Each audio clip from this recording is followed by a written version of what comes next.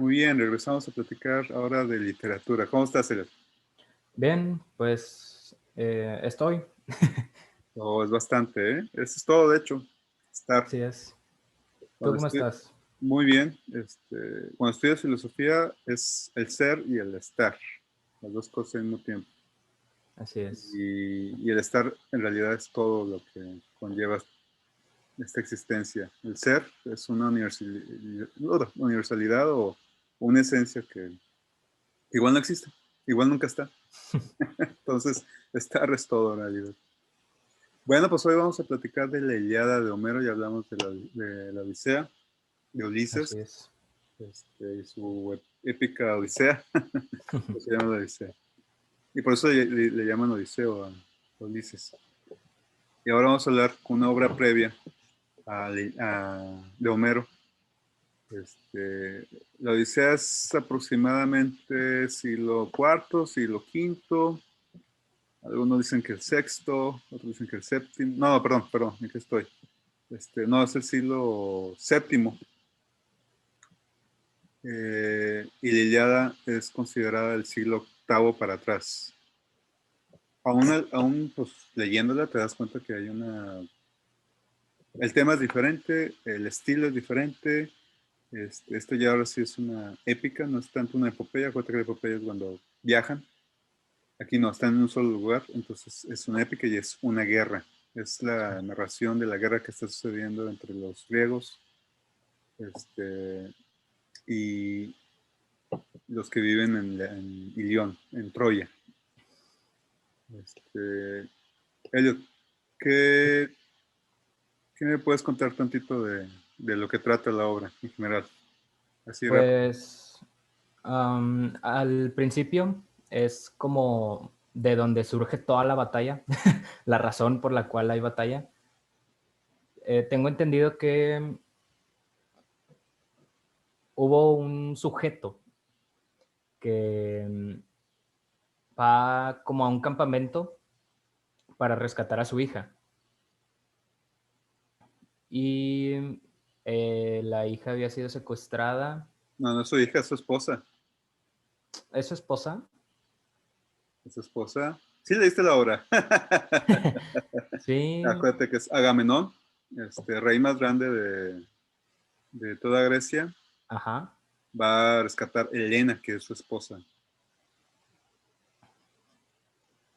Mm, Es es cierto. seducida por París, hijo Sí, del rey de Troya, Ilión,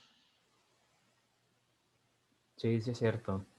que de casualidad tiene un hermano que se llama Héctor, que es mayor y él es el protagonista, podríamos decir, de la obra, Sí. o coprotagonista, depende del punto de vista. ¿Qué más? Pues va a rescatarla y pues Agamenón le dice, pues Nen. O sea, lo que yo tuve aquí, o sea, tengo como unas notas, A ver, es que dice después de la corta invocación a la divina para que cante la perniciosa ira de Aquiles, nos refiere el poeta que Crises, sacerdote de Apolo, va al campamento aqueo para rescatar a su hija que había sido hecha cautiva y adjudicada como esclava a Agamenón. estás hablando ya de esta Briseida. Sí, Bueno, hay que dar un poco, o sea, la obra trata sobre la- el asedio de los griegos a Troya. Están tratando de recuperar la mujer que fue robada, la esposa que fue robada de Agamenón. Y obviamente, van muchos barcos, van muchos capitanes, o sea, hace llamadas a todas las ciudades de Grecia, Agamenón, y como él es el más fuerte, pues los convence de acompañarlos en esta conquista de Troya o el masacre de Troya. esta ciudad es muy famosa y es muy conocida y es muy famosa porque tiene unas murallas muy grandes, muy altas, que es imposible de cruzar o romper. Por lo tanto, es un asedio. O sea, están todos afuera de las murallas esperando a que haya una oportunidad de entrar. Y al mismo tiempo, pues están lanzando, este, se acercan, los otros salen, los troyanos salen, pelean poquito, luego se acaba el día y regresan, y así se van, y así se van, entonces se van alargando la guerra. Estamos en una época en la que no había catapultas, esos muy grandes de la época previa, en la época medieval, en la que podían destruir ya estas torres. Entonces, estas paredes, perdón. Eh, y el combate era cuerpo a cuerpo, con espada, con lanza, ya había carros y ya había la falange. La falange es un elemento muy importante en los griegos, en la milicia griega, en la cual todos se agrupan, se juntan y crean una pared. Y un círculo, al estilo espartano, que bueno, los espartanos ya tienen lo que es el círculo, que es como un puercoespín, pero pero aquí estamos en un elemento en el que todavía no es el círculo, es más como una pared, la cual unos están hincados y luego hay otro nivel, los otros están parados levantando el escudo y entre los espacios van lanzando, haciendo la estocada con la lanza. Eh,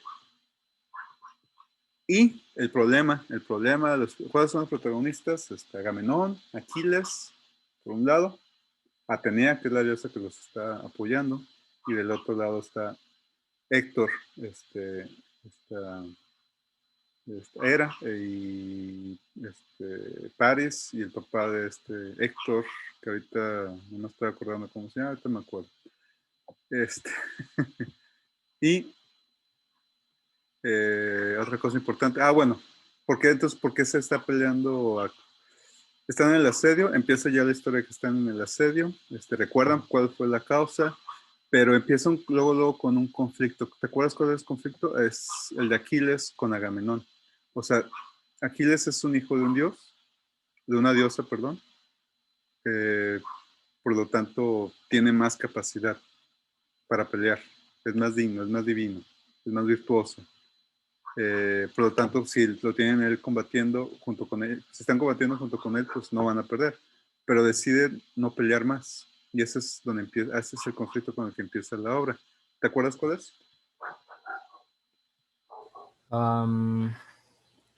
¿El conflicto por el que empieza todo? No, la causa por la cual Aquiles ya no quiere pelear. Ah,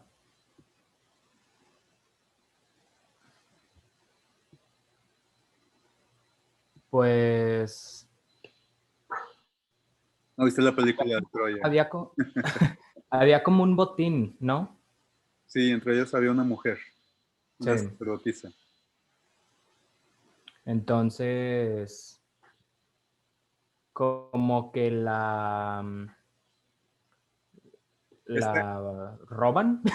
este Agamenón se queda con el botín. O sea, Sí. destruyen un pequeño templo que está a las afueras de Troya. Eh, y ahí está Briseida, que es una mujer muy bella. Siempre están hablando de lo bello que son sus ojos y su cintura. Aquiles es parte del botín porque conquistan el templo y Agamenón se queda por puro gusto, por decir que es el que manda, porque se siente amenazado por la fuerza o por la presencia o por el gusto que tienen los demás generales o el favoritismo que le tienen a Aquiles los demás generales. Entonces Agamenón se enoja y le quita la conquista de Briseida. Entonces ahí empieza, obviamente Aquiles se enoja y por su enojo hace la rabieta y decide ya no pelear. Y entonces los griegos empiezan a perder, empiezan a tener dificultades en la batalla. ¿Qué más de la trama? Así Pues para dar fin a El resumen. Pues ya al final viene lo bueno. Al final ya ¿Mm? empiezan a combatir. Bueno, como que se van acercando, porque se quedan en una tierra los troyanos y los, ¿cómo se llaman? Los aqueos. Ajá, sí, los griegos. Ajá. Se quedan en una tierra como cada uno y luego hay un momento en el que se encuentran. Entonces ahí es cuando Héctor ataca primero o quiere atacar primero a Aquiles, pero Aquiles pues es Aquiles. No, pero acuérdate, Entonces, acuérdate que hay, o sea, son varios conflictos. Hay varias peleas. sí, Ajaxa, por ejemplo, ya aparece. Pelea con Héctor. Esa pelea está muy divertida. La narración está excelente. Pero como Aquiles no quiere pelear, eh, el el, escudero, el sí, amigo, el amigo, slash amante de Aquiles, sí, eh, decide entrar en pelea. ajá, con Héctor, bueno, con todos. Sí, es Patroclo y de pura casualidad pues es derrotado por Héctor. Eso causa la cólera de Aquiles y lo hace Sí, regresar a la batalla. sí, Eh, ahí es cuando ya después, como Aquiles, como a Aquiles le llega la ira, pues va a la batalla, entonces ya se enfrenta con Héctor. Y de hecho es relativamente corta, ¿no? La batalla entre Héctor y Aquiles. O sí, sea, claro que sí. Sí, pues es una narración a ese estilo. sí. Sí, o sea, como que cada batalla significativa era relativamente corta, como que uno lanzaba su lanza y el otro lanzaba la otra, pero uno de los dos fallaba y el otro no. No, pero las imágenes, entonces, o sea, dice Homero, entonces atravesó su sien con su lanza. Sí, o sea, lo explica como con detalle. Hay sangre, o más bien Sí, se percibe la sangre y se perciben los descuartizados, se percibe el salpicón. sí, sientes cómo te salpica en la cara. Este, pero bueno, a ver, cuéntanos qué es. ¿Tienes alguna cita del texto? Citas, pues muy pocas. De hecho, creo que subrayé muy poco en el libro.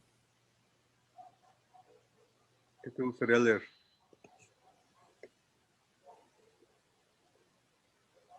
Bueno, algo que me acuerdo mucho, bueno, aquí tengo una cita, a ver.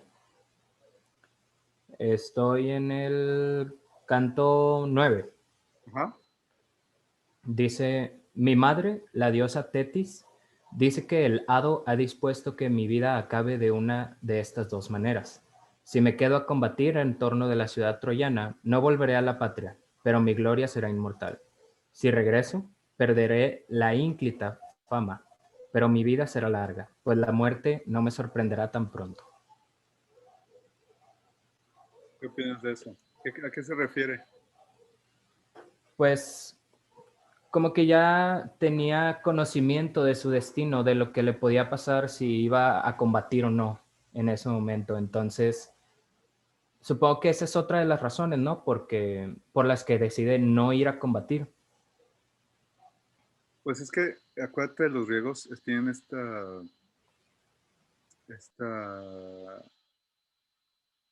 no son, acuérdate, no son católicos, entonces no hay vida eterna después de la muerte. No hay redención no hay redención a Cristo y por lo tanto no vas a tener vida eterna. Entonces, ¿cuál es la vida eterna para ellos? ¿Cómo es que resuena? Por medio del canto, por medio del poema, por medio de la leyenda, por medio del hecho o la hazaña en la guerra. Al ser un gran hombre, al hacer una gran hazaña, si mueres en combate, por lo menos tu existencia va a permanecer eterna mientras que haya un canto a tu hazaña. Entonces, eso se hace, así se hace eterno el hombre, por medio del arte, por medio del estético, por medio de la palabra, por medio del poema, de la rima, del canto, de la música y la melodía. Entonces son los elementos, Homeros, bueno, hemos platicado de Homero, pero lo platicamos mucho dimos el contexto de Homero cuando hablamos de la Odisea.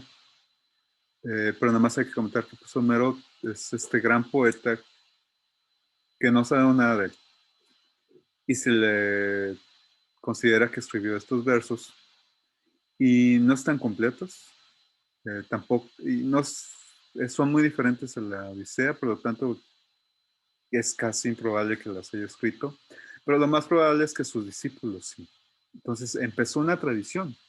Homero es como un Sócrates, Homero es como un Buda. Inicia una tradición de expresar lo bello por medio del poema, por medio del canto. Y estos cantos pues se utilizaban en las fiestas, en las celebraciones, cuando fallecía alguien, cuando se hacía alguna ceremonia civil, cuando se iniciaban los Olimpiadas. De hecho, uno de los juegos de las Olimpiadas era la recitación de la poesía y la escritura de la poesía. Entonces, es un elemento muy importante. Para los griegos, la estética, la belleza y la poesía es un elemento muy importante. Es donde es donde reside la espiritualidad. En el poema vemos, cuando está peleando, por ejemplo, Ajax contra Héctor, Ajax le habla a sus dioses y le dedica versos a él, y Héctor le dedica versos a sus dioses, y ahora sí se lanzan a pelearse entre sí. Es como, es como el Caballero Zodiaco que empezaban a hacer sus constelaciones y a hacer movimientos y pedir el ki, etcétera. O sea, son peleas que la narración igual pasaron 2, 3, 4 movimientos, pero son varios versos en los que están implorando a los dioses, y los dioses están presentes. O sea, no es como en la edición en la cual nada más aparece Atenea y se pierde en el ambiente, o se hace pasar por otro hombre, perdón, por un hombre. No, aquí están presentes, aquí pelean junto con ellos, aquí están en el aire, están ayudándolos, les quitan las lanzas, hacen que las lanzas se vayan para otro lado o que atinen el cuello o la sien o el corazón. Están muy presentes. Entonces la participación divina, la participación espiritual en la batalla hace pensar mucho sobre el elemento espiritual y la relación con lo terrenal en los griegos. Entonces, bueno, ahora sí, de lo que leíste, hay que comentar. Entonces, Aquiles es divino. Es mitad hombre, mitad Dios. Tiene el conocimiento de su destino, por lo tanto. Y él decide, él prefiere pelear. De hecho, su vida es para pelear. Él es un guerrero nato. Entonces, se dedica más que nada a la batalla y no le tiene miedo a la muerte. Él prefiere morir eh, peleando que ser un don nadie, ser olvidado, ser eterno. O sea, esa es la gran cruz que está cargando, usando términos más, más de acá para acá, más occidentales, y más New Age. Esa es la cruz que está cargando o es el cruce de camino, ese es el conflicto más bien que tiene el personaje. Ser eterno o ser nadie y sobrevivir. O sea, tener una vida feliz. ¿Qué preferirías? ¿Tener una vida feliz con tu esposa, con tus hijos, una vida tranquila? Pero ser un nadie, o sea, ser un común como todos los demás, o tener una vida rápida, fugaz, pero donde lograste algo tan increíble que por la eternidad vas a ser recordado. ¿Qué preferirías hacer? Pues está difícil porque en cierto sentido juega mi ego y por el otro lado mi deseo de estar bien o de estar tranquilo. Tu instinto de sobrevivencia. Ajá, entonces, por el momento, me gustaría...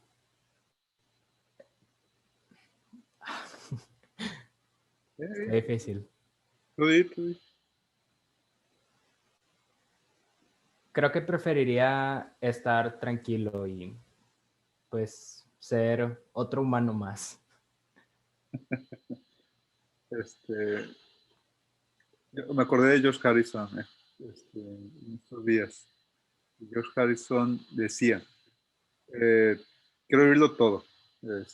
Prefiero tener una vida en la que pase de todo, viva de todo y irme y no volver.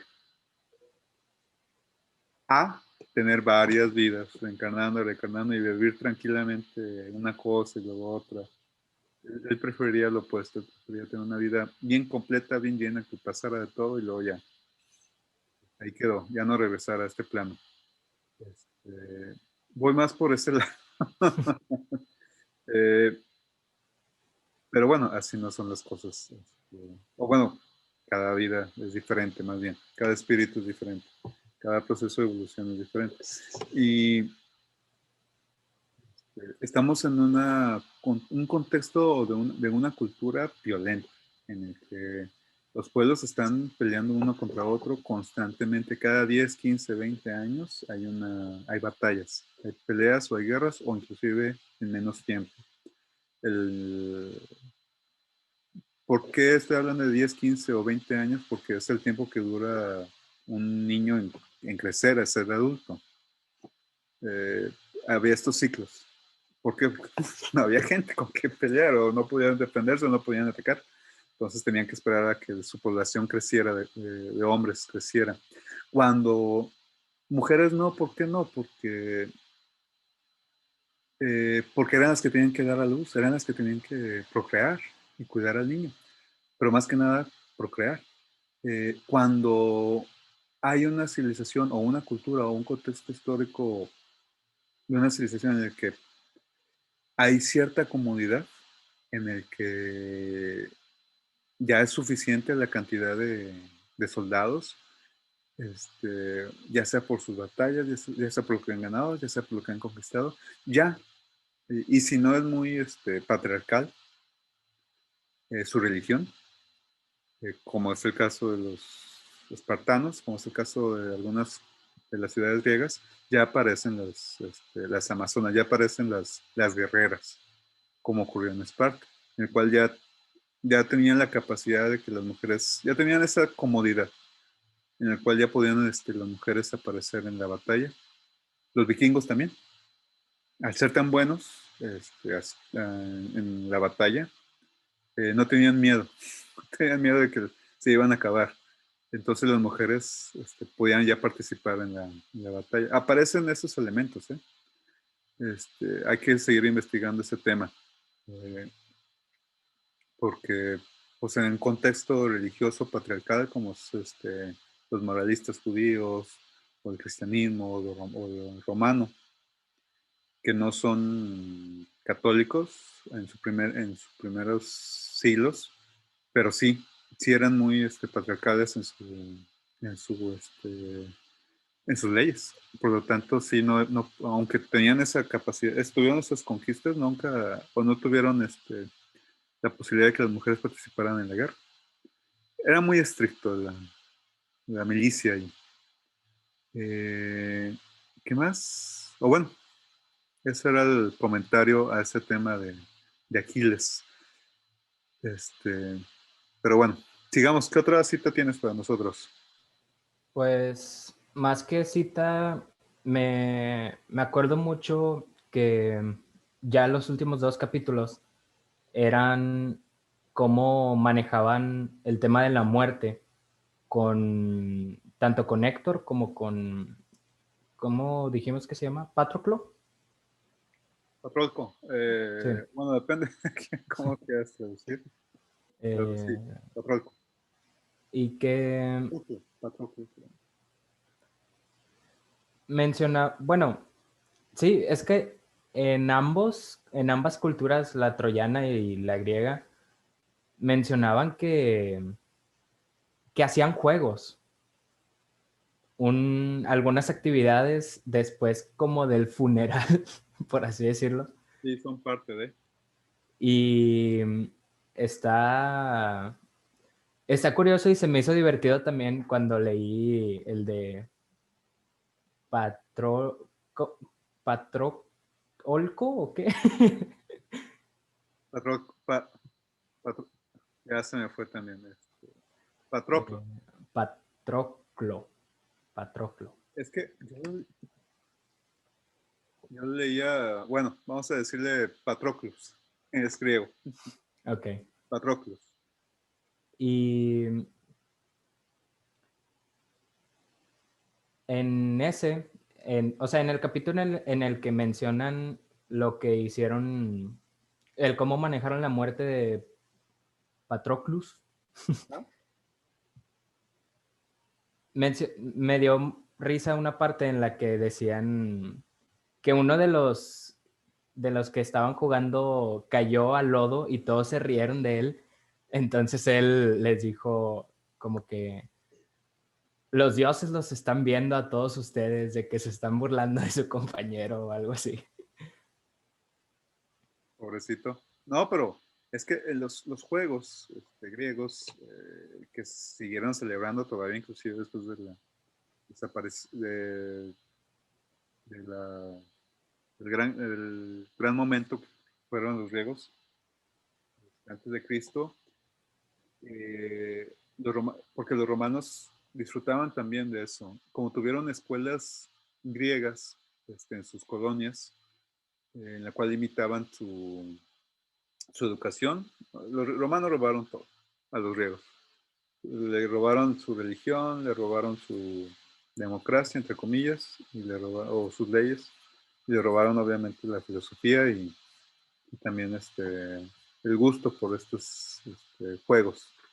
Pero vamos a, ¿qué tipo de juegos estamos hablando? Estamos hablando de lucha grecorromana, la famosa lucha este, griega, que todavía vemos en las Olimpiadas.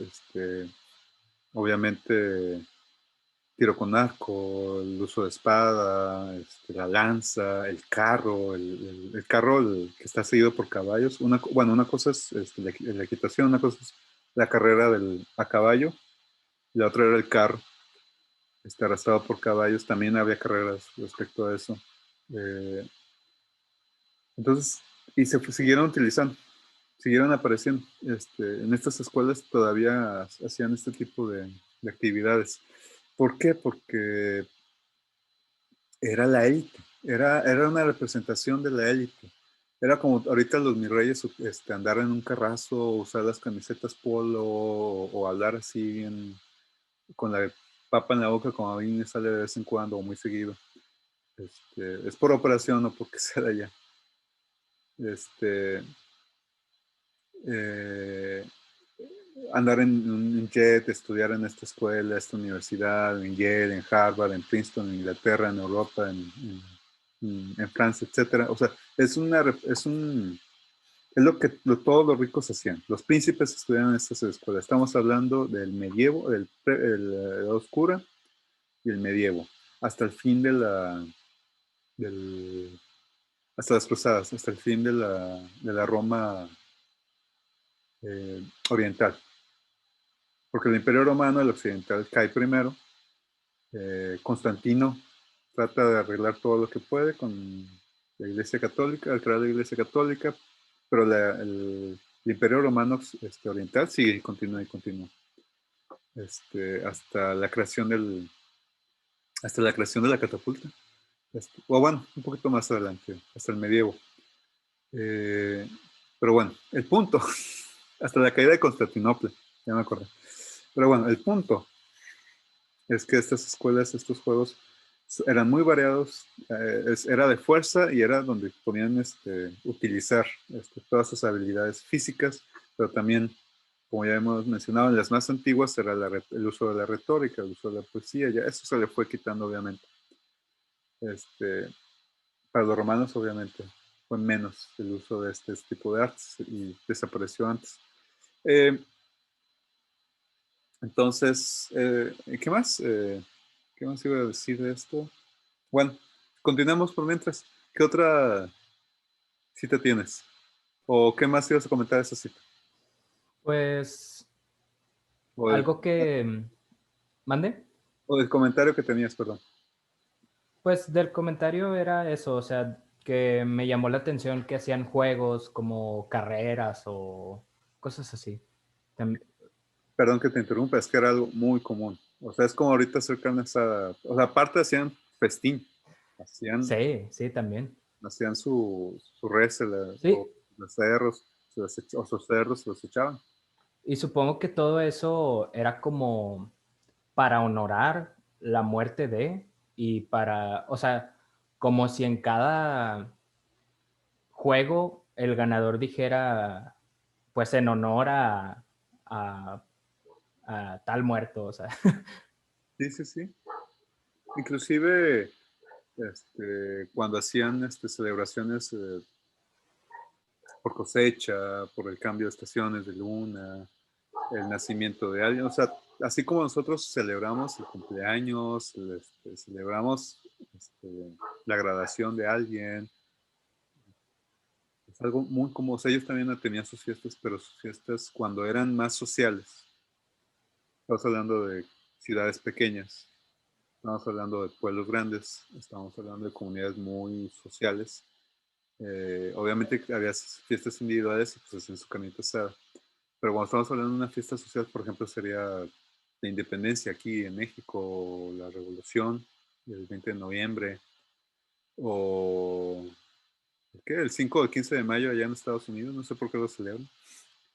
Este, eh, pues como es algo más social, como es algo más civil, ahí obviamente hay más gente que participa. Como estamos hablando de una cultura muy militar, repito, con un contexto muy militar, porque hay batallas constantemente, guerra, eh, pues cuando hay paz, cuando están peleando, tienes que utilizar a tus soldados en algo. Esa, como lo podríamos hablar en Freud, y como me lo enseñó el maestro Giampiero Bucci, que en paz descanse, pues si tienes una cultura de soldado militar y hay paz, ¿qué haces con ellos? Es esa energía, esa pulsación de muerte, el tánatos, lo que habla Freud, lo tienes que gastar. Por eso usaban los juegos. Los paganos de España, las corridas de toros, de toros. Aquí los prehispánicos, la guerra era constante y aparte de la cacería, el atrapar esclavos era también muy común. Eh, aparte de los sacrificios. No en todos, pero muchos sí hacían sacrificios. Ahorita en la modernidad, pues tenemos el fútbol, tenemos el rugby, tenemos el básquetbol, tenemos los deportes. O estos momentos violentos en los que de repente la sociedad interactúa quejándose de los, manifestándose en las calles. Eh, o sea, ese es el problema. Tienes a los seres humanos, tú como gobernante, ¿cómo le haces? Tienes a los seres humanos, o en general, o tienes a un grupo tienes a tus hijos, tienes 3, 5 hijos en tu casa y tienen mucha energía. ¿Cómo haces que se gasten? Pues dale un balón, dale deportes. No les des azúcar, porque si no, esto es muy natural. Los deportes, los romanos lo decían, darles pan y circo. O sea, ¿para qué? Para pues, tenerlos tranquilos, porque hay un gusto y un deseo y hay una necesidad humana, hay una pulsación, hay un instinto. No ser exclusivamente violento, no, pero sí de tener energía y carga de más. Ser negativo, ser negativizante en sociedad. Eso es muy común. La guerra es común. El enojarte es común. El enchilarte. El mexicano se dice enchilarte. Que la sangre se caliente y te enojes por el gobierno, por una injusticia social, por una injusticia, algún crimen que sucedió en tu colonia o en tu grupo, en tu sociedad, enojarte con el vecino, enojarte con el familiar que no, o el papá, o etcétera, etcétera. O sea, es algo bien común, es algo muy humano. Y que si no lo sabemos controlar desde el individuo, entonces lo que hacen los gobernantes, los que hacen los dirigentes, o lo natural que se desarrolla en nuestra sociedad es que eso se pueda canalizar por medio del deporte, por medio también del espectáculo. Por algo les gusta tanto el fútbol. A mí el béisbol, soy más tranquilo. Pero bueno, sigamos con otra cita o con otro comentario. ¿Qué más tienes, Silvio? Algo también que me llamó la atención fue algo de lo que también hablaba Platón, Ajá. que era que en la República él menciona de cómo bueno, sí, cómo darán clases a los niños y a los jóvenes, cómo les brindarán conocimiento sobre los dioses. Y Platón menciona que si también les van a contar cómo ellos, por ejemplo, en estas obras, la Ilíada y la Odisea, tenían cólera, eran No, pues desesperados o Ares, sí, Ares, Marte, el dios de la guerra, para contenerlo, sí, tuvo que llegar a Atenea no me acuerdo si con otro dios a ver, bájale, a herirlo. Y luego, ¿qué hace Ares? Va con Zeus y decirle, me atacaron, me pegaron, mira la sangre que dice que sacaron. Que curiosamente la sangre es licor. No sé sí, si notaste ese detalle. Es tan dulce que es un licor, como el vino. sí, o sea, Homero o quien haya escrito estas obras, eh, Compuesto. compuestos, sí, porque son cantos, Las cantaban y las repetían una y otra vez. La memoria era el instrumento principal. sí, hizo, hizo ver a los dioses como, o sea, sí son seres más allá de nosotros que tienen un poder inmenso y enorme, pero también se enojan, también son necios, también tienen estas cualidades relativamente humanas o sea, que son muy, muy distinguidas en los humanos, que se enojan, que se quejan, o que disfrutan de más el gozo, los vicios. Roban, mienten, convencen de mala manera, por no decir otra palabra, coercionan, manipulan, tanto a Zeus como o sea, inclusive al padre. O sea, a mí siempre me sorprende cuando los papás se dan cuenta que su hijo los ha manipulado. Cuando se regaña al muchacho y llega el papá a la escuela y hizo esto, y el papá se da cuenta de que entonces no hiciste la tarea, entonces no ibas a la escuela, entonces o sea, se sorprende. O sea, el hijo o la hija son expertos en manipular al papá desde chiquitos, con las emociones al llorar. Empiezan ahí a aprender. Y por lo general los papás no se dan cuenta. Es bien común. Yo me acuerdo que hice una investigación para la facultad de una encuesta sobre sobre las habilidades, ¿qué eran no eran habilidades ni cualidades, eran los hábitos de estudio de los jóvenes. Estaba yo trabajando en una secundaria y lo hice ahí en esa secundaria, en Cadereyta. Y lo primero que me di cuenta es que los niños le mienten a sus papás todo el tiempo sobre la escuela. Y más porque es que es trabajo, es disciplina. No, obviamente no lo quieren hacer, pues buscan la manera. ¿Y de dónde lo aprenden? Pues obviamente o sea, la aprenden con sus papás, la aprenden de sus papás, la aprenden de los familiares, de los cercanos, pero al principio sí es aparece por este chantaje emocional de cuando el niño llora. Y después, cuando van creciendo y se dan cuenta, cuando el papá también miente al externo, la famosa que siempre usan las maestras que dicen que llaman por teléfono y dile que no estoy. Es el ejemplo más común que usaban. Entonces, los dioses son así, son humanos. Y es una religión y una espiritualidad muy diferente a las monoteístas. E inclusive muy diferente al egipcio, porque el egipcio es muy moral. La judía es muy moral. Las que aparecieron ya en Mesopotamia, en Sumeria,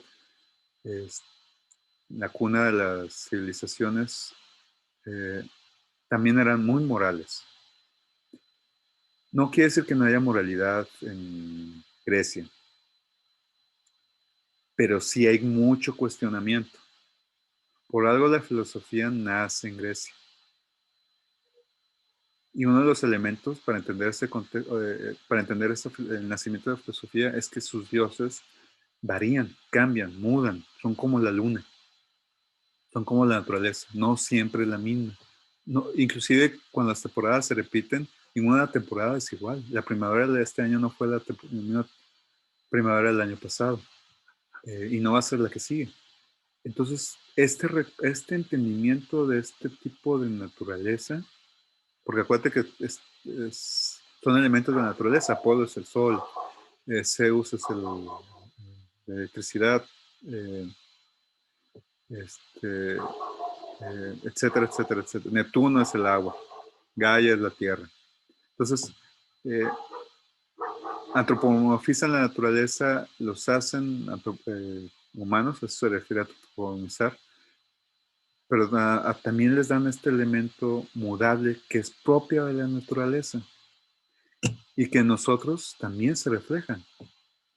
¿Qué es lo que esto proporciona entonces? Es que tú cuestiones, que tú cambies, que tú decides, que tú critiques, que tú te pongas a pensar. Entonces este Dios no me conviene. Entonces me conviene mejor este otro Dios. Porque había muchos, había varios. Apolo era el dios varonil. Entonces él era el dios de la luz, de la acción, del polo positivo, la cuestión del macho alfa. Entonces, el de la guerra, pues estaba ahí, pero en general, el social, el bonito, era Apolo. Y de hecho, muchas de las eh, estatuas de un hombre, del hombre, del griego, de este hombre virtuoso, de este hombre, o este ideal que se tenía del hombre, pues es Apolo, del cual esta imagen de Apolo, después cuando Constantino crea la Iglesia Católica, agarra esta imagen de Apolo para transformar a la imagen que se tenía de Jesús previa a la creación de la Iglesia Católica.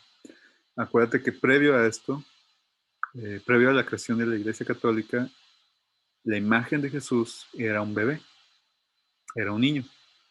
Por lo tanto, era antivaronil.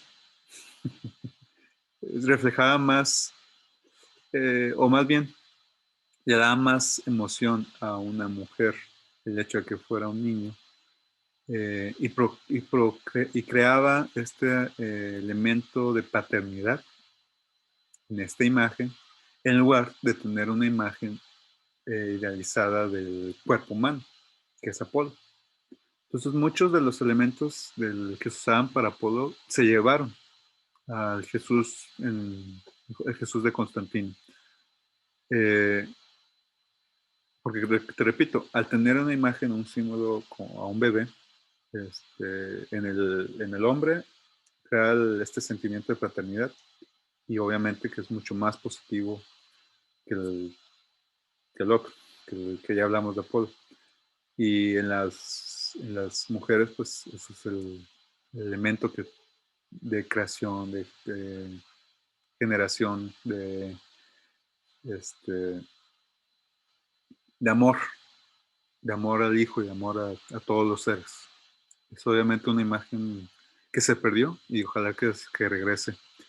Pero bueno, eh, me alargué demasiado. ¿Algo más que quieras hacer? Estábamos comentando de De que los dioses también son necios. muy necios. Algo, ya mi último punto, no sé si quieras terminar con esto o tengas algo que comentar. Solamente decir, igual ya lo dije, pero solamente decir este, que esto cambia la perspectiva. Esto, o sea, para nosotros es muy difícil, pero hay que entrar al contexto. Pero cambia la perspectiva en cuestión del destino, cambia la perspectiva en cuestión de la cultura, de la sociedad, de las reglas. Repito, sí tenían leyes, sí eran morales, pero las discutían. Había el ágora. El ágora no es un lugar, en realidad. El ágora era el momento en el cual empezaban a discutir las leyes. Eso creó la democracia. Eso creó la filosofía. Entonces, criticar, cuestionar, dudar, reflexionar, discutir. Y por eso la aplicación de la retórica, por eso el desarrollo de la retórica, perdón, eh, que es el arte de poder argumentar, el arte de poder dar un discurso también, presentar tu tema, tu tesis eh, y argumentarla y debatirla también. O sea, todos estos elementos que aparecieron en Grecia en parte, no obviamente en su totalidad, en parte proviene de la creación de este tipo de espiritualidad, donde los dioses son politeístas, son humanos, cambian, mudan, por lo tanto también muda, un reconocimiento de la naturaleza del hombre. Los dioses son mitos, son un reflejo de lo que somos. Entonces es un reconocimiento de qué es el hombre. Están muy arriba a muchas culturas de su tiempo. Por algo ellos se consideraban civilizados y los demás eran bárbaros. Este, pero bueno, ya era todo. ¿Qué más? Ya el último punto que quiero mencionar es que cuando muere eh, Patroclus, el, el amigo de Aquiles, y Aquiles cae en cólera y va con su mamá y le dice que va a ir a combatir. Y lo que me llamó la atención es que su mamá va pues es un dios, ¿no? Para que le haga su armadura. Sí, sí, es ¿Qué canto es? Es ya de los últimos. Ah, no, es como a la mitad. Es el 18. Ah, la fabricación de las armas. Sí, sí, sí. Sí, Este, Hefesto. Hefesto es Hefesto.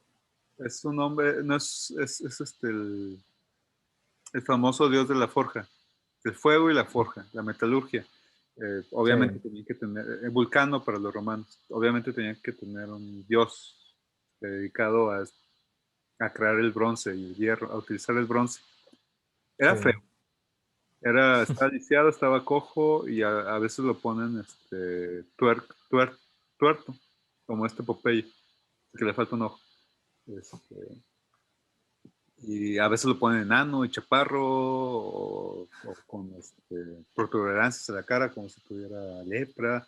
Siempre lo ponen, pero depende de quién te lo quiera ilustrar. Pero el punto es que sí, es un dios eh, dedicado a la forja. Es un elemento muy importante. La forja es como tener el carro más elegante O sea, el Sí, bronce tener el carro más elegante o que tener una espada de bronce en esa época era tener tu maestría o tu doctorado. Podía romper el, el material que se tenían como la armadura o las espadas de esa época, o los lanzas. Este, la famosa edad de bronce, déjame checar de qué época, qué época. Eh, a partir del 3000. Ah, bueno, empezó a aparecer, pero ya en aquí aquí estamos con la Europa del occidente, Europa central. Estamos hablando de 1800, de 1600. La aparición del bronce hizo que los que lo utilizaron, los que lo descubrieron, los que lo encontraron, los que tenían también los materiales para usarlo, les dio la posibilidad de mejorar sus armas y conquistar, crecer. Entonces, los reinos o las civilizaciones que crecieron en esta época fueron los que pudieron utilizar el bronce. Entonces, estamos hablando de los sumerios, estamos hablando de los chinos. Ya después, obviamente, fue para todos. Se universalizó. ¿Qué más? sí, y pues me llamó justo la atención eso, o sea, a eso iba, quería hacer referencia con que, pues, a Aquiles consigue, bueno, la mamá de Aquiles consigue esta armadura después de ir con Hefesto y, o sea, lo relacioné justo con eso, como que para el mejor guerrero, porque Hefesto también lo menciona, que va a la mamá de Aquiles y la mamá le dice que quiere una armadura para su hijo. Entonces ya Hefesto dice, ah, pues el divino y maravilloso Aquiles, que pues le voy a hacer una buena armadura resistente y fuerte y así. O sea, es justo esta relación como, por ejemplo, si dijeras hoy el que tiene más dinero, pues tiene el Mercedes. Así, o sea, entonces o sea, me hizo como relación en eso. Ah, sí, sí, y aparte, en el tema espiritual, o sea, es divino. O sea, tiene todavía protección divina. Es todavía más fuerte físicamente por ser divino, pero para colmo le pone una armadura que es divina, hecha por los dioses, por el mismo Hefesto. Eh, y el escudo, fíjate que casi no se menciona, pero el escudo perder el escudo es perder prácticamente tu linaje. El escudo es muy importante para cualquier familia en Grecia. Eh, Perderlo en batalla es horrible, porque tus hijos ya no va a o sea, es un escudo que heredaste de tu padre, de tus abuelos, y que tus hijos no lo hereden, es destruir el linaje prácticamente. Es el honor, etcétera, todo lo que equivale eh, el honor en los griegos, familiar. Y entonces el escudo también la armadura sí, pero el escudo todavía es más importante, inclusive que la lanza o la espada. Pero bueno, pues, inclusive hablan de la espada, aparece la espada, Héctor le da la espada a Ajax en esta obra, con la que después se suicidan en otra obra, en una obra de teatro, no en una obra de Homero. Como te digo, como cambian los dioses, entonces también cambian las historias. Entonces muchos de los mitos fueron cambiando a través de los siglos y dependiendo del autor, porque ya en la época posterior en la época ya en que existe ya el teatro griego, los autores pues, obviamente utilizan los mitos, utilizan a los dioses para utilizarlos como personajes protagonistas o coprotagonistas. Y, y van cambiando el mito, le van agregando cómo muere, como Ajax, por ejemplo, que se vuelve loco y termina suicidándose. O sea, es algo que pues, no aparece aquí. o le arreglan o le agregan más, por ejemplo, el Agamenón, su hija lo mata, es Electra. Pues esos detallitos que van creando la constelación de la mitología griega en el sentido narrativo, pues no se da como sería la hebrea, que se dio muy bien atrás y no cambia. O la egipcia, bien atrás y no cambia. No, esta se va cambiando y transformando por este elemento de lo que ya hablamos, que es que mudan. Se dan el permiso, lo aceptan. No infringir, destruir, transformar estos dioses es aceptable. Entonces no son, si inclusive si los dioses pueden padecer de esta forma ante la capacidad de un compositor, de un poeta, de un músico, de un dramaturgo, entonces también la política, entonces también la sociedad, la cultura, la civilización, el conocimiento, etcétera, inclusive la naturaleza. Eso, ¿qué quiere decir? La creación de la ciencia, la creación de la física, la matemática, el estudio de la psique, la filosofía. Entonces sí, es un punto negativo porque pues ya no hay respeto. Pero repito, sí hay moral, sí hay leyes, sí hay castigos, sí hay consecuencias. Pero se discutía, sí, se discutía mucho. Y obviamente eso tiene también sus consecuencias. Nunca se pusieron de acuerdo. Nunca crearon el imperio griego. Estuvieron, cuando se convirtieron en colonia de los romanos, cuando ellos los conquistaron y los dominaron, pues se mantuvieron así y estaban a gusto, entre comillas, obviamente. Digo, o sea, nunca bueno, sí se levantaron, pero nunca eh, terminaron por consolidar un imperio. Aunque su conocimiento, pues, ha sido más eterno que cualquier imperio que haya aparecido en la Tierra. O va a ser. Sigamos. Pues eso ya es todo lo que yo tengo, lo que me llamó la atención.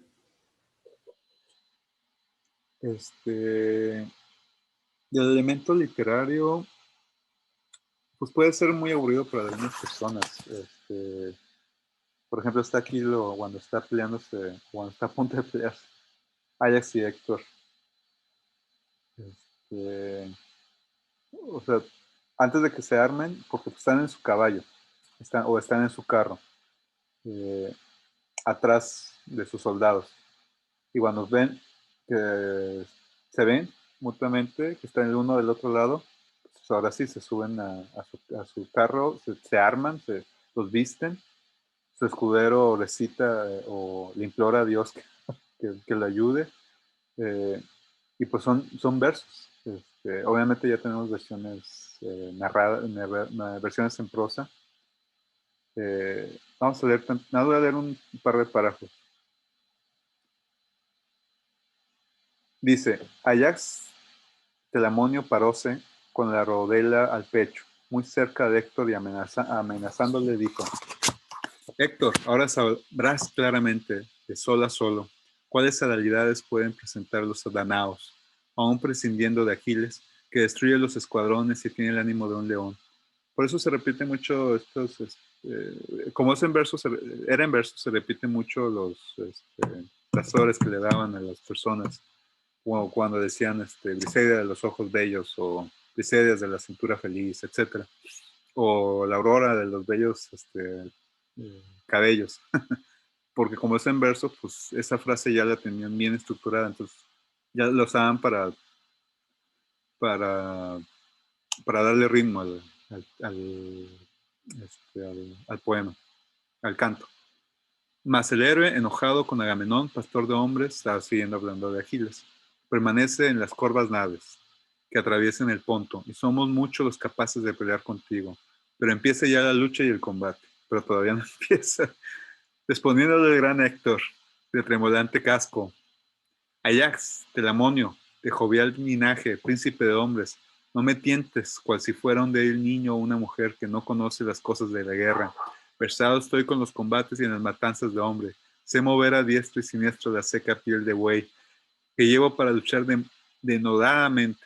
Sé lanzarme a la pelea cuando en prestos carros de batalla y sé deleitar a Marte en el cruel estadio de la guerra. O sea, imagínate, se lo estoy diciendo enojado. En plena batalla, escuchando los cascos, los escudos contra las lanzas y las espadas, los ritos de la gente y la sangre derramándose.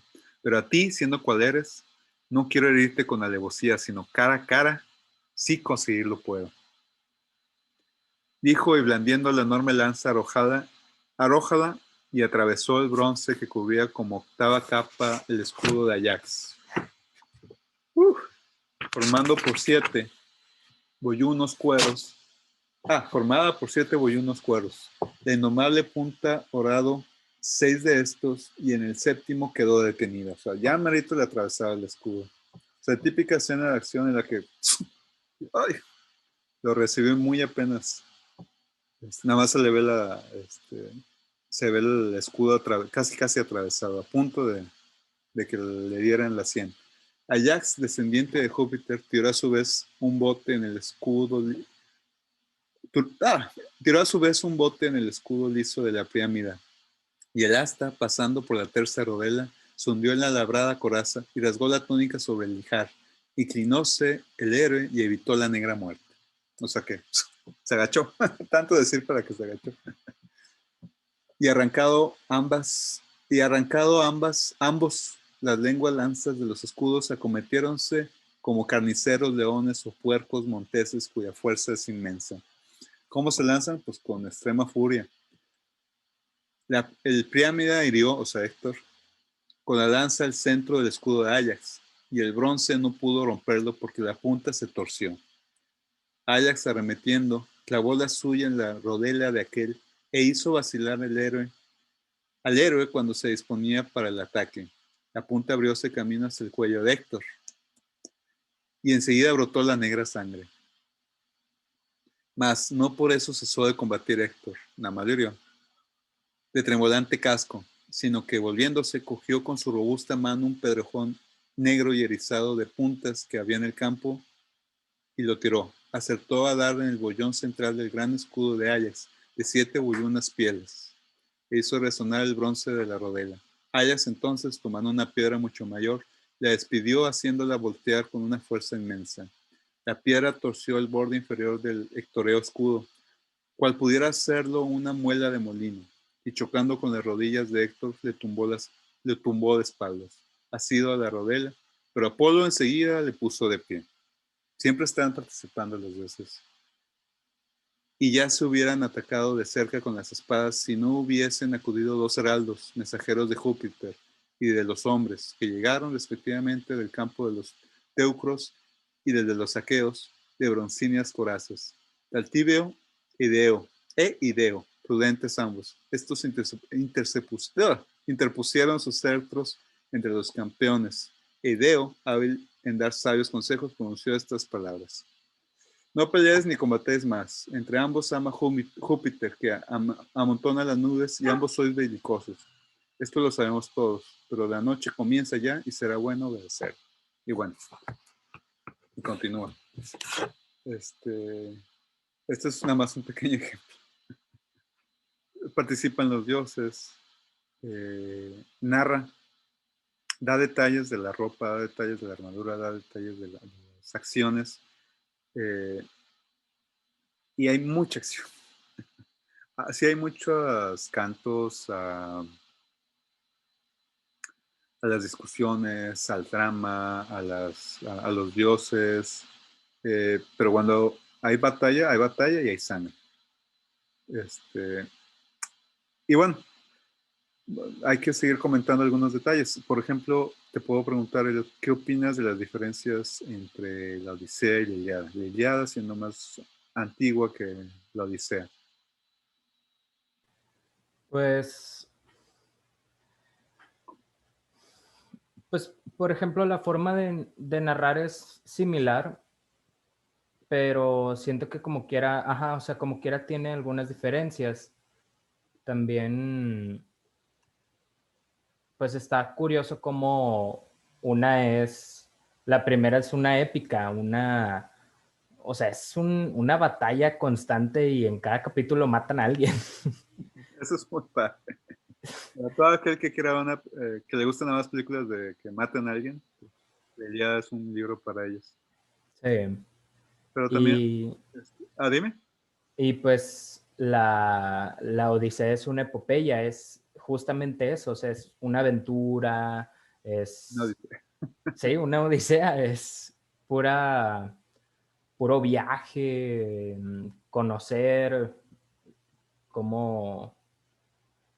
Y es que eso es justo lo que, a lo que voy, o sea, conoces como una perspectiva de lo que se tenía en mente en esas épocas, de qué era o cómo eran sus tierras, o sea, más que nada, pues Grecia y sus alrededores.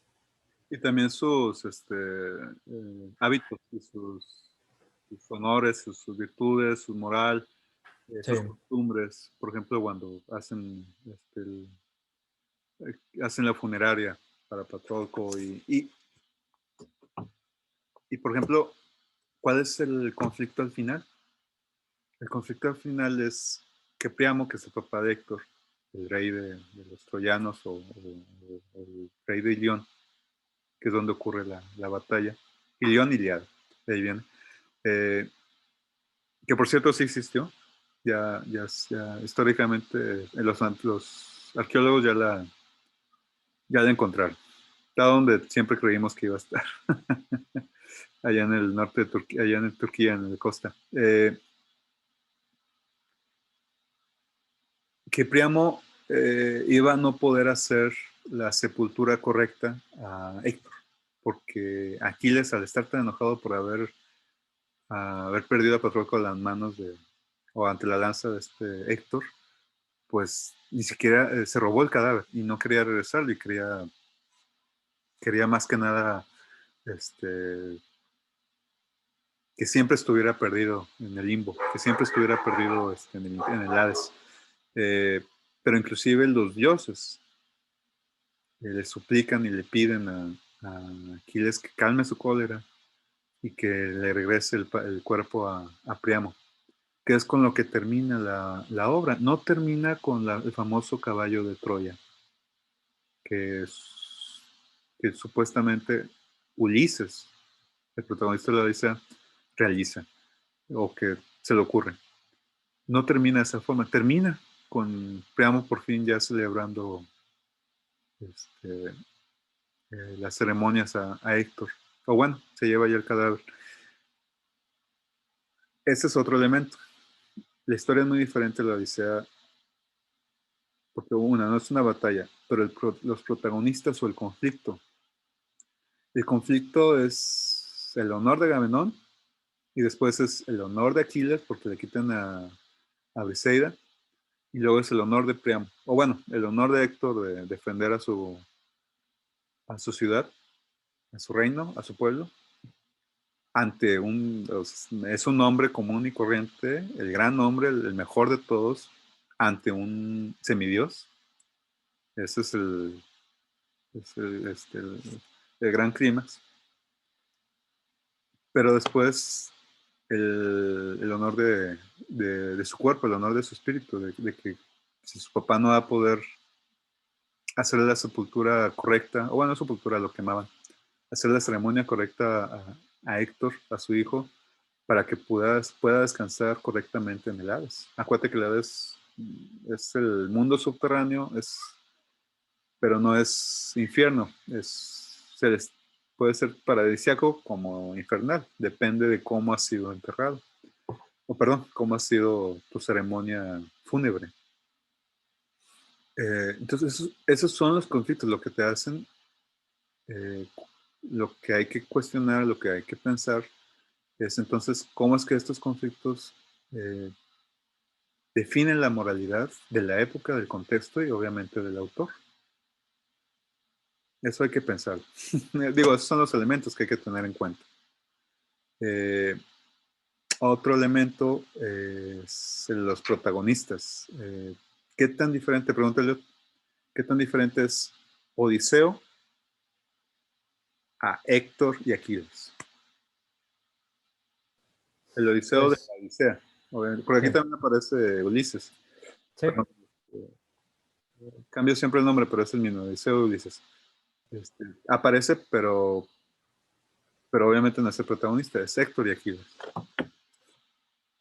Pues lo que yo noto es que Ulises también pues combatió, también es un guerrero, al igual que los dos, pero siento como si Ulises fuera más,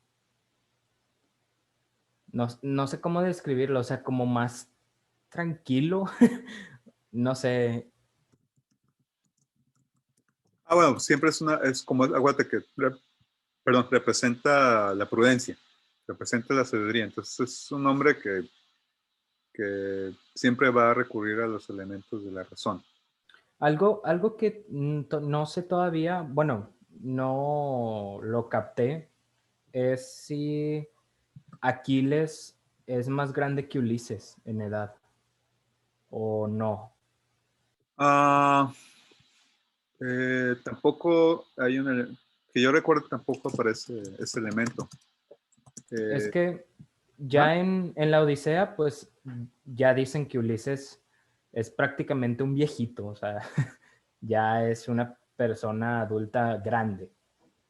Pero, y pues sí, o sea, en la Odisea pasan 10 años y en la Iliada antes otros 10, pero también está lo del caballo de Troya. O sea, fueron, Pero el asedio dura, supuestamente, el asedio no duró tanto, o sea, por lo menos duró dos meses. Y lo que vemos en la obra eh, tampoco fue así mucho tiempo, o sea, es un momento. O sea, el asedio continúa. El asedio ya tenían no me acuerdo cuánto tenían, pero ya tenían mucho tiempo. Se acaba la obra y el asedio continúa. A ver, dice, en la obra son 51 días del asedio en el último año. O sea, el último año, o sea, llevan ya años en el asedio.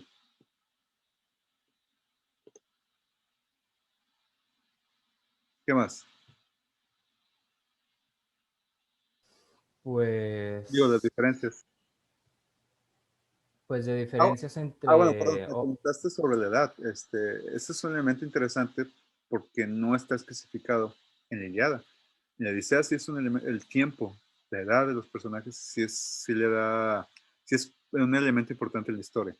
Aquí no importa eso, porque es un momento más corto, más pequeño, y es otro tipo de historia. Es obviamente otro contexto histórico, es otro tipo de narración. En la Odisea es, como tú dices, es una aventura, pero la narración es más moderna. Viajas con él, perdón, viajas con Odiseo y te explica lo que siente, lo que ve, lo que sucede, su transformación. Es el famoso viaje del héroe. Se transforma el personaje. Aquí no, aquí los personajes ya están hechos. Eh, o son muy buenos, o son muy fuertes, son semidioses, o ya era un hombre perfecto, que era que era Héctor. Entonces, eh, Ulises ya era muy inteligente, pero todavía tiene que combatir, todavía tiene que luchar, todavía tiene que tener varias experiencias para poder llegar y consolidar su felicidad, para llegar a su casa y para liberar de su casa todos los pretendientes de su esposa y de su, no reino, pero sí de su casa. Y Aquiles y Héctor, ese elemento no está ahí. Ese elemento está perdido. No, nos dice más la obra de que ese elemento no está, no es que no esté perdido, es que no es un elemento importante para entender la narración o para entender lo que está sucediendo o para que te cuenten la obra. Por lo tanto, es una obra sí más antigua eh, y más esencial. Más que recurre al mito, más que recurre a los elementos de las comunes de las épicas, que es hacer referencia al mito. Cuando se habla de mitos es porque no se conoce la realidad de la espiritualidad o de los dioses. Entonces, estas son las conjeturas del poeta, son las conjeturas de los hombres, son los cuentos, las leyendas, los mitos que se cuentan y que obviamente nosotros tenemos que llenar los hoyos que tienen. La Odisea, eh, hay cosas, estoy seguro que el que trabajó la Odisea, que estoy seguro que también fueron alumnos, entre comillas, o bueno, gente, poetas que heredaron el estilo los versos de los cantos de Homero, gente que sí sabía viajar, que sí se dedicó a este elemento. Y obviamente estamos hablando, en la Ilíada estamos hablando de una narración de alguien que por lo menos estuvo o de segunda mano o de primera mano de contacto con la guerra. Y acordémonos que en los griegos el simple hecho de ser adulto ya te hacía ser un elegido para participar en la guerra. Sócrates peleó. Tendrías que ser rico, tendrías que ser hijo de alguien importante, muy rico, o de plano ser un inútil para la guerra, para no haber participado. Pero bien inútil, porque inclusive el que carga el escudo del guerrero era útil en ese momento. Sí, los adolescentes era lo que hacían, o cuidaban a los heridos, o ayudaban a los heridos, o, o cuidaban a los que atrapaban, a los que secuestraban, porque también secuestraban. Era muy común, inclusive los espartanos lo hacían, secuestraban o mataban como símbolo de su graduación. Que por cierto en la obra de 300 de este Frank Miller, pues lo se cambió a matar a un lobo, pero lo que hacían era matar realmente a otro guerrero de otra tribu, de otro pueblo, o secuestrar.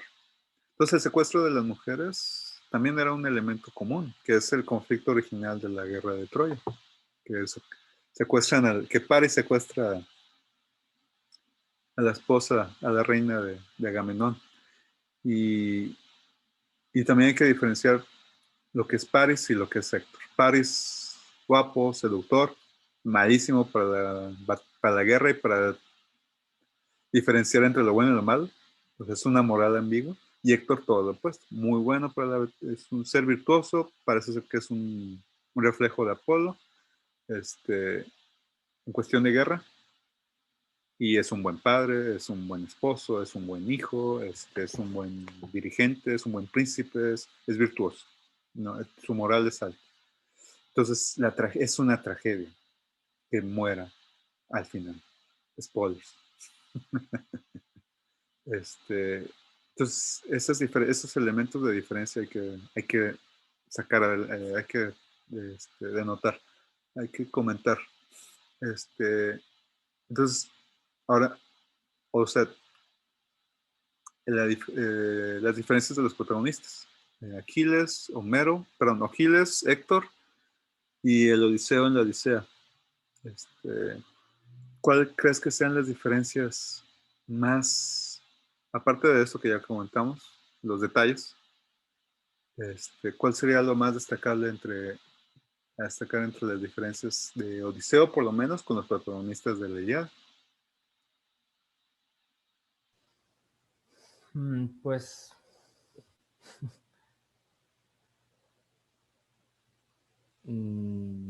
Pues ibas bien, porque te estabas comentando que Ulises era muy diferente a Aquiles en la Ilíada. sí, es que o sea, me sonó mucho lo que dijiste del, como si Ulises todavía no estuviera completamente formado. Ah, sí, porque no le hacen caso. Ajá.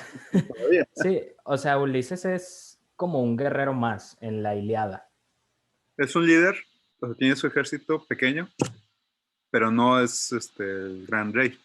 De hecho, ni Sí. siquiera en la Odisea lo es. Pero pero saben, pero por lo menos lo escuchan, saben que va a decir algo prudente, por lo menos saben quién es, cómo es, pero hasta ahí no necesariamente tienen que hacer caso. Sí, pues es que ahorita me suena mucho eso nada más. Es que fíjate, ¿cuál es la esencia de cada personaje? Uno es divino y quiere ser eterno, es Aquiles. El otro es virtuoso y quiere proteger a su pueblo. ¿Quién muere? ¿De los dos? Sí, pues Héctor. Héctor. En la obra. Sí, Ya sabemos que Aquiles después muere de todas formas por su talón, que no estaba protegido por la armadura. Eh, pero bueno, eso no sucede en esta obra. Sucede en un canto que ya se perdió y que nos comentan otros autores que sucedió en otras obras. Pero entonces, ¿qué tú crees siempre hay que buscar la esencia del elemento de la historia, de los protagonistas? ¿Qué significa entonces que el divino, que es Aquiles, que por su naturaleza las tiene de ganar, gane contra Héctor? Y que Héctor sea, que muera, que sea el hombre perfecto, el hombre virtuoso, el hombre lo más perfecto posible que pueda ser, que era Héctor, muera. Esa es la tragedia. O sea, hay que tener en cuenta que es una tragedia. Entonces, ¿por qué duele más? ¿Por qué le dolería más al griego de esta época que muera Héctor a que muera Aquiles? La idea es imaginarte. La idea es tratar de adentrarte a ese contexto. Obviamente, eh, porque es hombre, es uno como nosotros, es mortal y no es tan preferido por los dioses. Ese es un elemento muy importante. Este, no ser preferido, o sea, sí era preferido por los dioses Héctor en muchos cantos de la obra, pero al final lo dejan solo.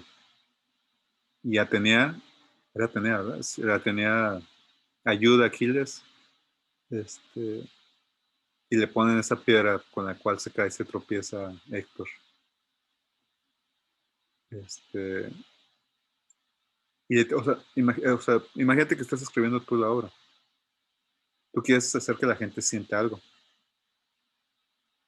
Y pones los elementos. Hazte cuenta que es un rompecabezas y vas poniendo los elementos. ¿Cuáles son los elementos? Tienes Aquiles, que nadie lo puede detener. Entonces lo tienes que detener para crear tensión. Eh, Creas esto de Briseida con Agamenón. Porque pues, es un personaje muy obvio. Es un personaje que como cuando pasa una camioneta 4x4 con la música bien alta uno siempre dice, pues hay que compensar algunas cosas. Tiene que compensar algo, por lo tanto, le quita a Briseida. Y luego, entonces, por lo tanto, Héctor empieza a ganar, se empieza a ver su capacidad como combatiente. Entonces, ahora tienes que hacer que regrese Aquiles. Entonces, le pones que Héctor mata a Patroclo. Eh, y entonces, ahora sí, quieres ver el clima, quieres ver la batalla entre Aquiles y Héctor. Y, ¿Y por qué no es un final feliz? O sea, cuando leas estas historias, cuando leas todas estas épicas, o las historias en general, cualquier tipo de novela, cualquier tipo de poema, o de historia, narración, tienes que preguntarte esas cosas. ¿Por qué acomodó esto como lo acomodó? ¿Qué me quiere hacer sentir? ¿Y qué es lo que al final de cuentas significa todo esto? ¿Por qué Héctor murió? ¿Por qué crees, Elliot? Bueno, no me tienes que contestar. Pero si tienes algún comentario, hazlo. Si no, este, vamos finalizando la plática. pues lo que yo pienso acerca de eso, o sea, que me preguntaste de por qué creo yo que murió Héctor, Pues lo que yo siento pasa ahorita es que pues está Aquiles, que es el protagonista y es el poderoso, el que es prácticamente invencible y todo. Y por otro lado está Héctor, que es humano, el humano perfecto, el hombre que defiende a su ejército, que sigue liderándolo, que todo. Pero te pintan desde el principio a Aquiles como él es, por así decirlo, el héroe. Entonces ahorita lo que, sí, o sea, entre comillas. Entre comillas, porque es chiflado, es rabioso, es un preferido. El preferido, así como son los dioses, va a cometer torpezas. Sí, y es lo que pasa, por así decirlo, en el Hero's Journey. O sea, que en un inicio pues te pintan al héroe y ya después, conforme va pasando la historia, va peleando cosas así y le suceden cosas, lo lastiman, lo dejan malherido o algo así. Y luego ya al final, pues ya es cuando vence al enemigo y todo eso. Se Entonces, supera la adversidad. sí, o sea, es justo esto, como que no puede morir Aquiles. O sea, Aquiles es, o sea, a pesar de que es mortal, relativamente, eh, no puede morir. Es el héroe, entre comillas, es el principal, es el que está, no sé, lo pintan de una manera divina, como dice ahí mismo, o sea, el divino Aquiles. Es lo que te hace ponerte en esta situación en la que o cuestionarte de qué lado estás. ¿Con el semidios o con el humano? ¿Quién es? O sea, Héctor es imperfecto porque va a morir o muere. Pero Aquiles es imperfecto porque lo hace por razones que son egoístas. Él no pelea eh, para proteger a un pueblo. O sea, con la muerte de Héctor, la guerra prácticamente está terminada. Es nada más buscan solo una forma de entrar, porque eh, pierden a su héroe, pierden a su líder, pierden al que les da esas ganas de pelear. Es y es donde ya ahora sí, ya sucede la tragedia, ya es la masacre y la destrucción de Troya, de León. Entonces, eh, por eso duele. No sé si tú lo hayas leído de esa forma, pero por eso duele cuando muere Héctor, porque era el que realmente estaba peleando por algo que no era sí mismo. Eh, y es también un encuentro con la realidad. Es un reflejo de nosotros, de nuestra civilización, nuestra cultura, etc. El, gana el que es favorecido por los dioses. Y parece ser que es favorecido por los dioses. Así como estábamos haciendo el comentario de que sé que tiene el auto de lujo, el que estudia en grandes universidades, el que nunca se va a preocupar por nada, o por lo menos por bienes materiales o por salud, etc. Va a ser esa persona, va a ser el que está protegido por los dioses, el que es elegido por los dioses, el que es el favorito de los dioses.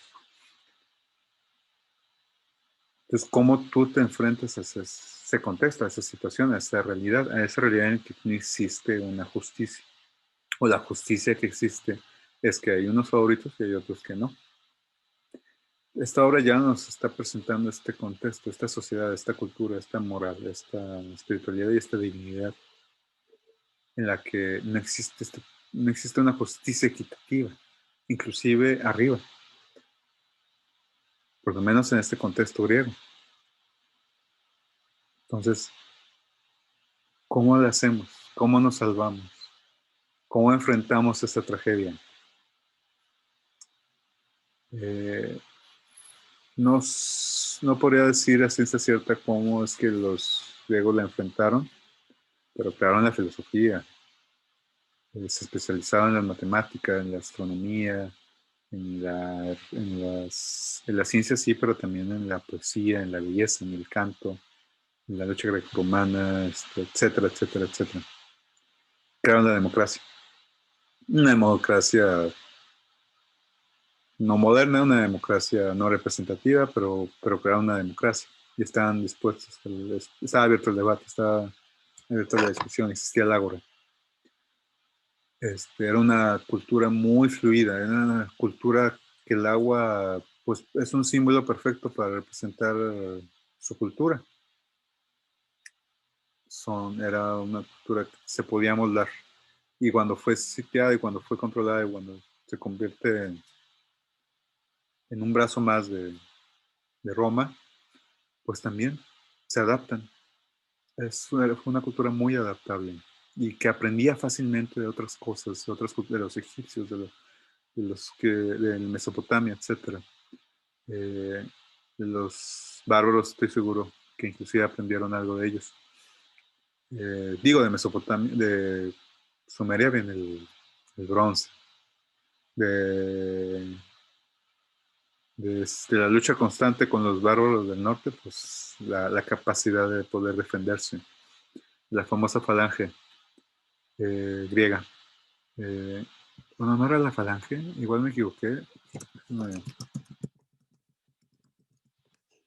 Eh, sí, sí, es la griega. Los romanos era mucho más, era como un tanque, era por arriba y por los lados protegido.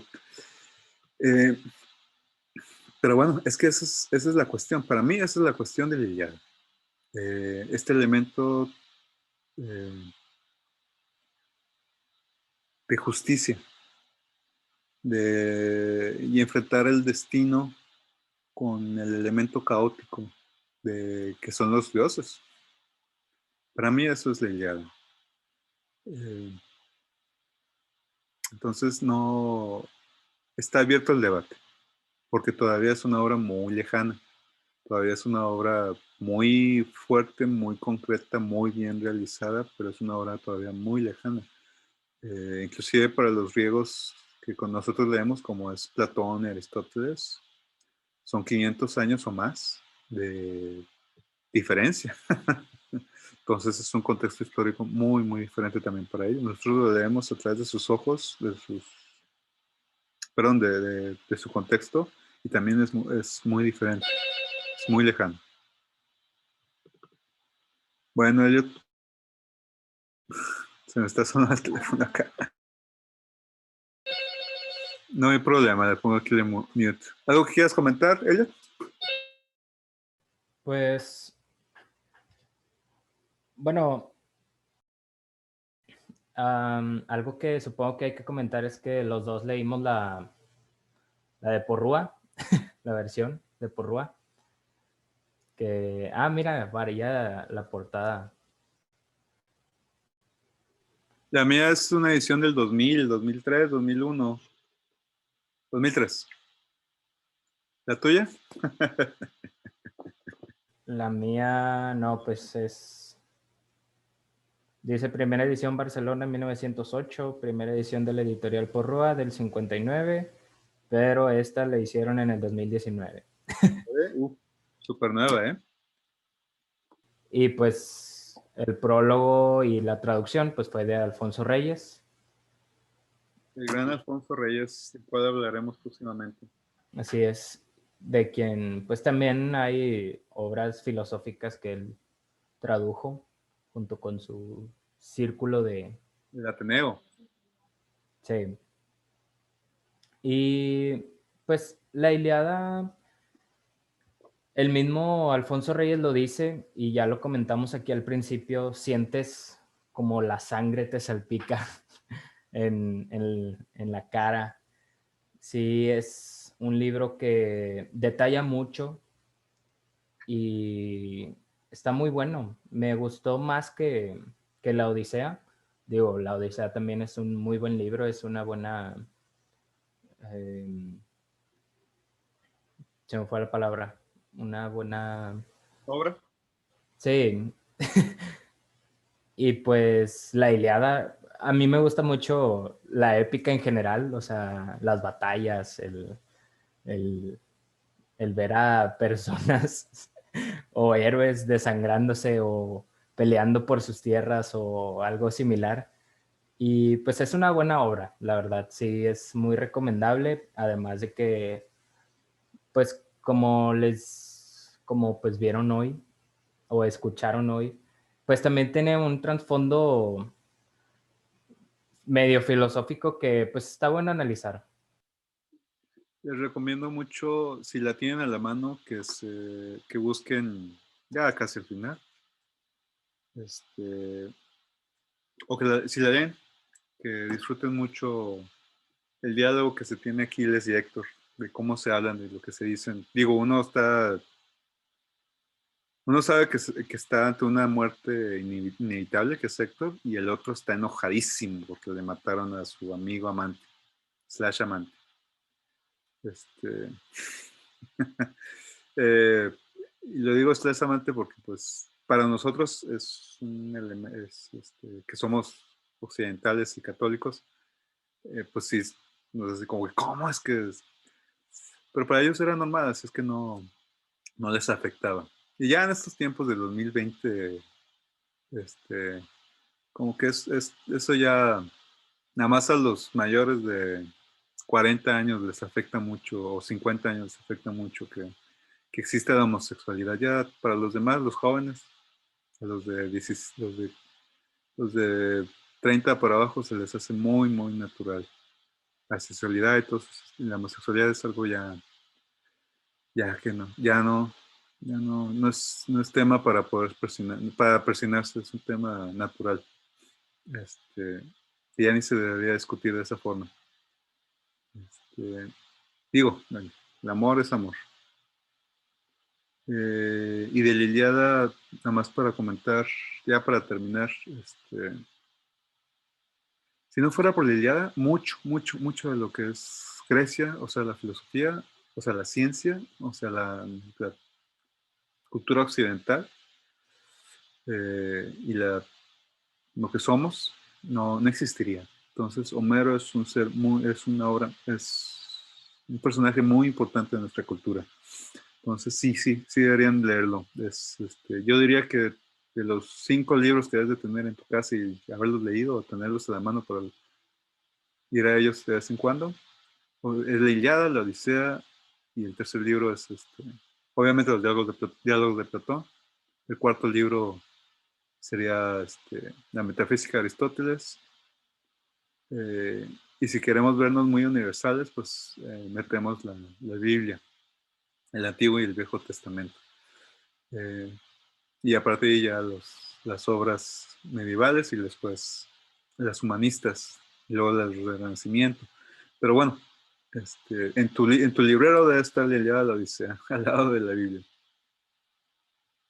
Sí, es un libro muy, muy, muy recomendado y pues Educaron a una nación, a una cultura, y ellos nos educaron a nosotros, entonces es elemental sí, conocer la obra. sí, yo creo que incluso, pues yo que acabo de salir de prepa relativamente, sí es un buen libro que se puede leer ya en secundaria incluso. Yo diría que en prepa, o después de prepa. Sí, o sea, entre secundaria y prepa también se puede leer, yo supongo. Depende del alumno, porque a los alumnos que no les gusta leer, digo por el lenguaje, es todavía inclusive que es una traducción del siglo XX, a principios, mediados del siglo XX, todavía. El lenguaje todavía es muy antiguo. Digo, porque era un verso originalmente y hay muchos elementos que no se usan y palabras que no se usan. Pero bueno, pues muchas gracias, Elliot. ¿Hay algo que más quieras comentar de día o nos vamos?